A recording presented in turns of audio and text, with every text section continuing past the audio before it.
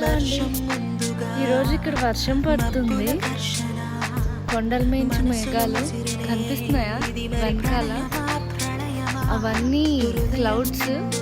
Sunset చూపించాను కదా, ఈరోజు వర్షం పడుతుంది. వర్షం వ్యూ కూడా ఎంత బ్యూటిఫుల్గా ఉంటుందో చూపిస్తాను.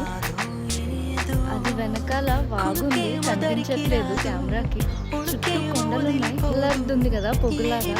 అదంతా మేఘాలు కొండల నుంచి అలా పాస్ అవుతూ వెళ్తున్నాయి, మన మించి కూడా వెళ్తాయి. చాలా బ్యూటిఫుల్గా ఉంటుంది చూడడానికి. ఇంకా క్లియర్గా కనిపిస్తే లాస్ట్లో వీడియో యాడ్ చేస్తాను, చూడండి.